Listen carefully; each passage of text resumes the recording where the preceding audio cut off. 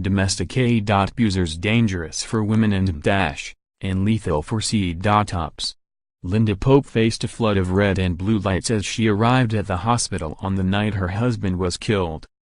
Cincinnati police officer Daniel Pope had been shot in the head while trying to serve a domestic violence warrant on a 20-year-old man who fled the scene and shot himself. Now, as Linda sat in the hospital exam room being told her husband didn't survive, it felt like the walls were closing in. Pope lost her husband just 5 days before their 7-year wedding anniversary on December 6, 1997. To her, he is 35 years old forever. You never forget. You never stop hurting. The pain becomes a little bit less sharp, and it dulls over time. But you never stop loving them. You never stop missing them. You never stop wondering what would have been, what could have been, she says. Pope learned a tragic lesson that is still playing out 20 years later. Domestic abusers aren't just dangerous for women, they are also deadly for cops. In 2017, more officers were shot responding to domestic violence than any other type of firearm-related fatality, according to the National Law Enforcement Officers Memorial Fund. From 1988 to 2016, 136 officers were killed while responding to domestic disturbances such as family arguments, FBI data show. By comparison, 80 were killed during a drug-related arrest in the same period. And in just the first few months of this year, 6 officers have died in domestic violence-related shootings. One of them is Officer Justin Billa. The first time Aaron Billa met Justin, they were 5 years old. In her middle school scrapbook, she circled his name, with the word cutie written next to it. She never dreamed that nearly 20 years later, they'd get married. She never imagined that she would lose him. It was almost 10 p.m. on February 20th. Fonda Poilnitz, 58, was dead, and her ex-husband Robert Holley was a wanted man in the domestic violence shooting. When Officer Billa reported to Holley's home in Mobile, Alabama, shots rang out. Billa was rushed to the hospital and a SWAT team moved in, finding Holley had killed himself. Billa, 27, later died at the hospital. He'd been an officer for just 2 years. I literally felt like my heart was broken in a million pieces, Aaron Billa says. The man who came home with flowers and gave her the 1-year-old son who looks just like him was never coming back. I love you, too, were his last words to her.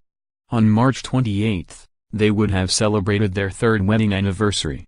More, domestic violence code of silence contributes to prevalence across races, classes. More, safety plan is key to escaping domestic abuse, which can be psychological or emotional. More, advocates see opening for tougher gun control laws for those guilty of domestic violence. The pattern of repeated abuse makes domestic violence calls particularly dangerous for officers.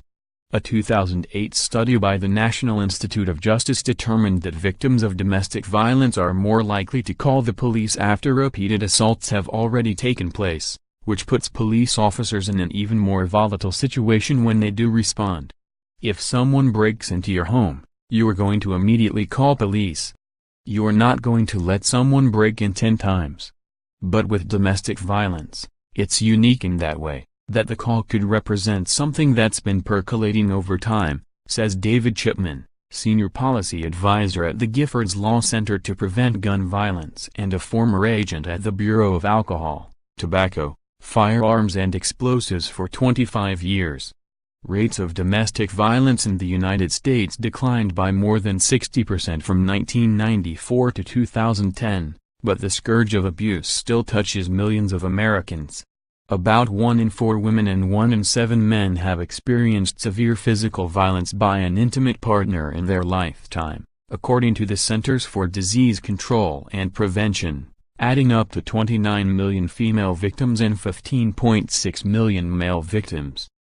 Over the past several decades, certain police policies toward domestic violence have changed from considering abuse a family dispute to a serious criminal offense that requires a response, including specialized domestic violence units inside departments and comprehensive service centers for victims. Back in the 80s and 70s, nobody ever looked at this as a crime. They looked at it as more of a nuisance. As officers started getting injured and in many cases killed, and victims being killed, also, we started analyzing and assessing and identifying better methods for responding to domestic violence, says Frank Fernandez, Director of Public Safety in Coral Gables, Florida, and Chairman of the International Association of Chiefs of Police Firearms Committee. Displaying empathy helps officers de-escalate a potentially explosive domestic violence situation, Fernandez says. Tactics such as arriving on the scene with at least one other officer, standing on either side of the front door instead of approaching it directly, using verbal communication skills to develop a dialogue with the parties involved, and having domestic violence detectives follow up with repeat offenders are now more widely used. When police report to a home where there have been previous abuse calls, they should be aware of the history of violence, including whether the alleged abuser might have a weapon, so they can prepare for the potentially lethal threat, Fernandez says. One local police department has spent the past 6 years pioneering a strategy that can help identify these kinds of abusers. High Point, NC, had a problem. From 2004 to 2008, 1/3 of the city's murders were related to intimate partner violence, well above both the state and national averages, according to former police chief Jim Feely. So in 2009, the police department, in partnership with the National Network for Safe Communities, began to take action. Its approach tracks alleged abusers and intervenes accordingly depending upon the severity of the violence. High Point breaks down offenders into 4 categories, from those who have never been charged with domestic violence to the most lethal repeat offenders. Those who are deemed most dangerous are immediately targeted for prosecution, while the lowest level offenders receive a letter from the police, informing them they are being monitored. From 2012, when the strategy was implemented, to 2014, there was just 1 intimate partner violence homicide in the city, compared with 17 from 2004 to 2011. Calls to police in High Point to report intimate partner violence declined by 20%, as did arrests, and the percentage of victims who were injured also dropped from 2012 to 2014. While these numbers show promising trends, the rate of offenders who reassaulted their partners within 1 year remained close to what it was before the program was put in place, according to a recent evaluation of High Point's initiative by researchers from the University of North Carolina Greensboro. This may be because of poor record-keeping before the strategy began, which could have caused an underestimate of intimate partner violence cases, the researchers write. The High Point strategy of early intervention that notifies abusers, monitors them and emphasizes follow-up and deterrence is part of an evolution in policing of domestic violence, Fernandez says. Even as departments such as High Point begin testing new tactics and technologies, the dangers of police work haunt families. Erin Billa says her heart dropped every time a call from the city of Mobile came through on her work phone. It didn't matter if it was a random day that we were arguing, we always said we loved each other before we left. Always, she says. Officers are often taught that their lives come second, says Maria Haberfeld, a professor at John Jay College of Criminal Justice who has written extensively about policing. That mentality combined with insufficient training make it difficult for them to make a judgment about the best approach to a complex domestic violence situation.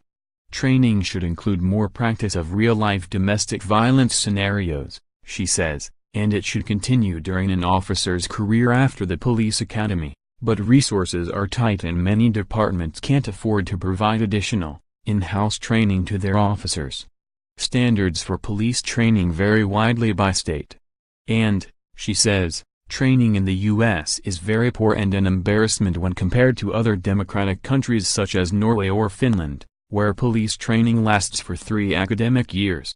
In the U.S., the length of basic training programs averages about 21 weeks, according to the Bureau of Justice Statistics. Linda Pope says she fears that no amount of training can save an officer in an ambush. Police must always be vigilant. Domestic violence is absolutely the deadliest situation that police officers are found in, Pope says. The cycle of abuse is something that happens every day in our world, and they need to be just ever so diligent, never become complacent, and just make sure that they go home to their families every night. Natalie Schreier is a reporter at the Fuller Project for International Reporting. The Fuller Project is a non-profit news organization dedicated to covering issues most impacting women and girls globally. It is funded through grants and private donations.